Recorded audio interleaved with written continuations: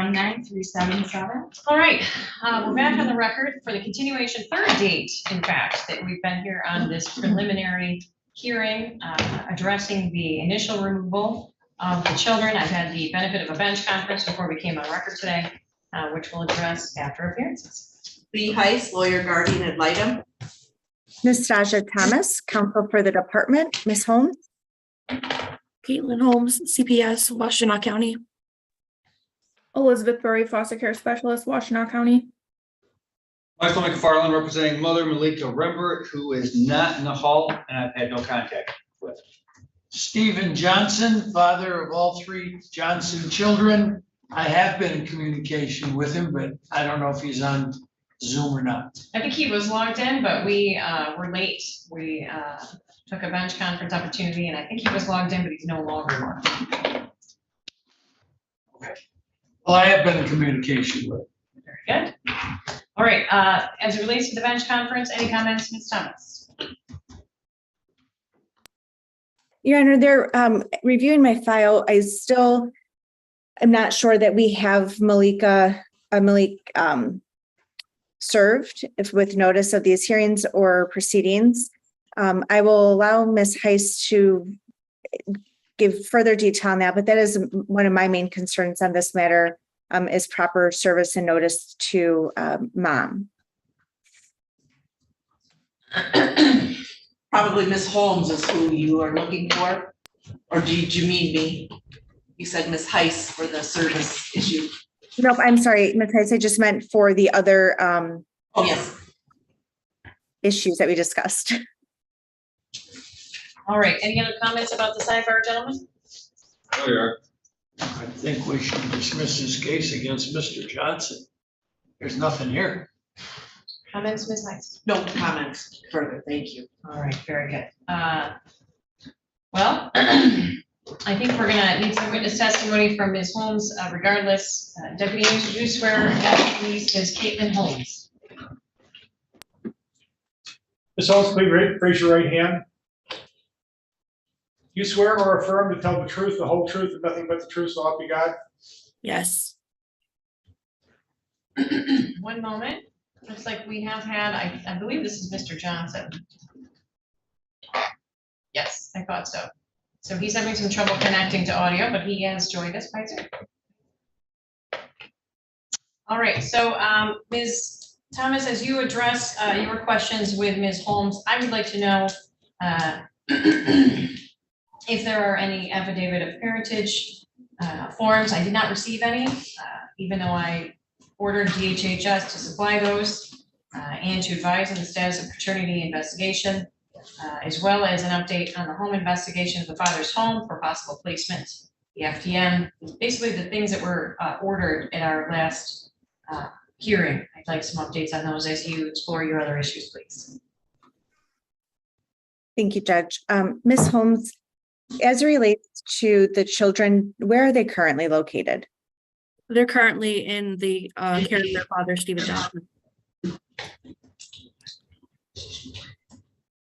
And do you know if a DH-9 was provided? She's sworn in. Yes. I'm sorry. She was. I wasn't paying attention. I'm sorry. Apologize. Could you repeat that? I did not finish my question. As far as the DH-69 indicating that there was a move to the children, do you know if that was filed? I'm not sure that you'd be the appropriate person to ask, but are you aware of that? Yes, it was filed. Okay, and was that sent out to the parties? I don't believe that my records have it, nor the LJLs. I So believe do I. Ms. Burry, she sent it to the court, and I'm not sure if it was distributed. I did send it to Ms. Heiss recently, as she requested it. Okay, thank you for that. And given that the children are with Mr. Johnson, is it your opinion that there's no longer a imminent and substantial risk of harm to them? Yes. And as it relates to the children's AOP numbers, do you have those? I do not at this time. We have not received them. Okay, and when were those requested from the state? I do not have the date off the top of my head. I would have to double check with the my supervisor.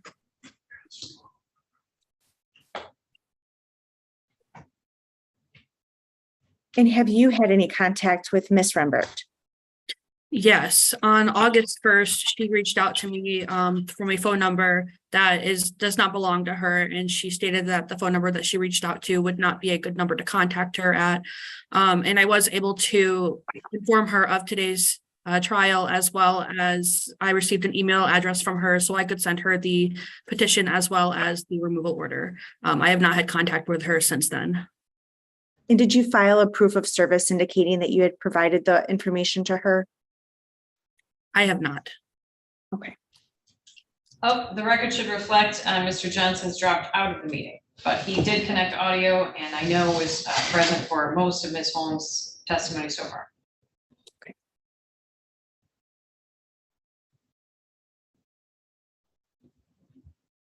Ms. Holmes, is there any reason to continue this petition at this time?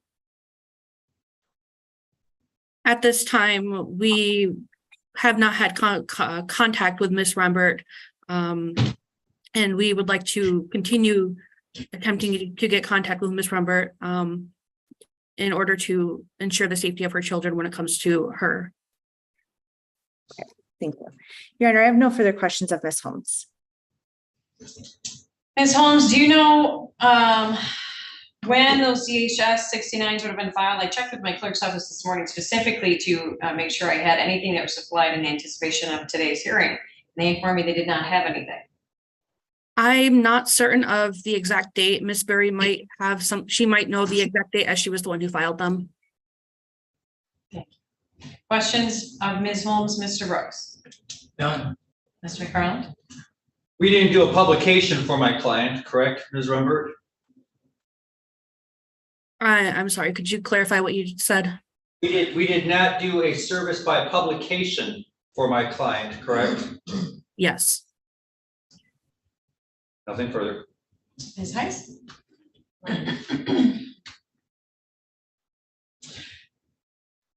Have you, Miss Holmes, been to the home where the children live?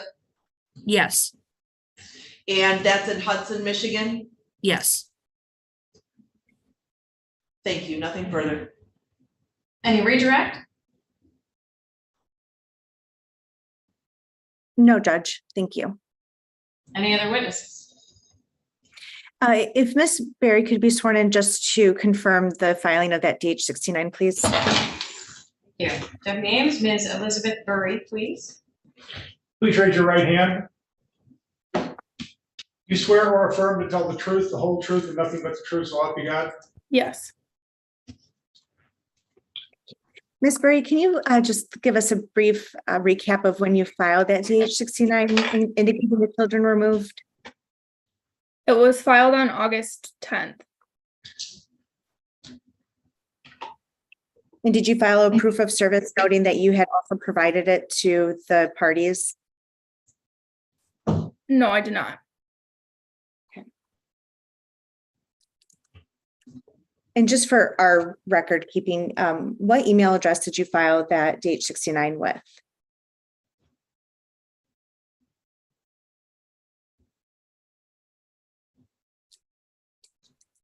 I sent it to Celeste Floors.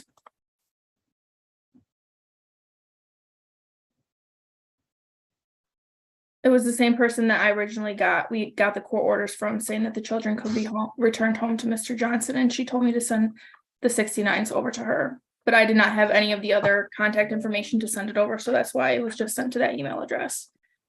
Okay. Thank you. Your Honor, I have no further questions of Ms. Burry, and on that point, it does look like my file has it. I don't believe my secretary would have intended on filing that for the department. Typically, that is something that our workers do. So I do have that, and if that was my responsibility, I do apologize for not forwarding that to the other parties in this matter so that we knew the update on the children. I still don't, I think my problem still lies in the fact that I don't have a proof of service for mom, formally indicating that she was served. We have children with a parent who is deemed safe and appropriate. There no longer seems to be an imminent or substantial risk of harm to them. I guess I have some concerns about parentage, but with the children in Mr. Johnson's care, I believe that he has the ability to file for custody, and we would hope that he would do so in order to appropriately safeguard them. Any witnesses or argument, gentlemen? I have one question I'd like to ask this worker. Oh, by the way, your client has rejoined us. Okay. Ma'am, Ms. Burry. I find her on the screen. She's in the bottom left. Yes. Before bringing this case to Lenawee, did you guys try to file this in Washington County?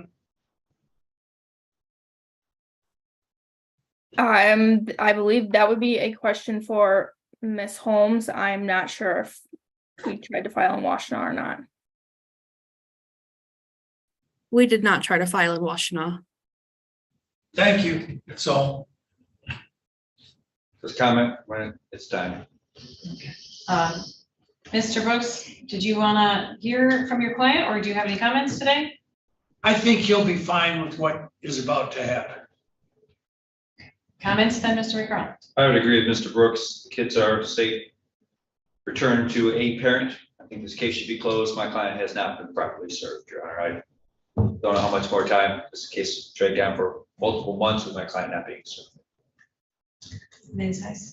Thank you, Your Honor. August 18th, I realized, I contacted the foster care home and they didn't have the children. So when DHS 69s are filed, when they are distributed, it helps me to avoid that error so that we all can show our professionalism and not look like we don't know what each other are doing. But on the 18th, I emailed to Caitlin and she was on vacation. She got right back to me, got me some of the information, and then on August 23rd, got me the a copy of the DHS 69. So I was able to reach out to Mr. Johnson, who lives here in Lenawee County. He offered me a visit the other morning, but I had a new abuse and neglect come in, and so we rescheduled for last night. I have seen the children face to face. Their home is clean. It has, the children are clean. The children are, all three children appear to be very well cared for. If there's anything wrong with their environment, it would require a lot of investigation, because what I saw were healthy children, a father who is interested and plugged in their care. He is motivated to take care of them all and to protect them from their mother. And in my estimation of the situation, he shouldn't be a respondent. Mother may need to be a respondent, but we at least have to find her and serve her and have a hearing on the allegations. So I don't oppose dismissing the case. Thank you. The court finds all interested parties were given notice, with the exception of Ms. Rembert. She may have had notice, but we don't have proof of service indicating that she was served by email. I think it's safe to say she did have information about this, at least as a courtesy from Ms. Holmes during her conversation with Malika Rembert. As I stated before, obviously Ms. Rembert, we know, is around. We have evidence by way of more little humans and from these two parents. So this petition will not move forward. I will be dismissing it. But what I would encourage Mr. Johnson is that in the event you are in contact with Ms. Rembert, that you encourage her to undertake some of the services that were set up for her at the last juncture, so that if your family is pulled into a CPS case in the future, she can show that she has made some progress. If you feel that she is competent to be around your children, then we would hope that you would feel comfortable enough to encourage her to undertake those services with her own chosen service providers. And that would benefit you and your family and your children, which is really what the goal of the court is in the future, is just to have safe parents and parents that are able to take care of their children. And in order to do that, you have to take care of yourself first, and that includes Ms. Malika Rembert as well. So it will be the order of the court that the petition is dismissed. Mr. Johnson is warned that exposure to Ms. Rembert in the event she has not undertaken services to remedy some of the risky behaviors that we've seen from her in the past will inevitably cause further confrontation by CPS in the name of looking to keep the children safe. But as of today, we do not have enough evidence to say that Ms. Rembert is actively a present and imminent danger to the children. And Mr. Johnson has been investigated, the children are placed with him, and that has been deemed safe. So for those reasons, the petition will be dismissed.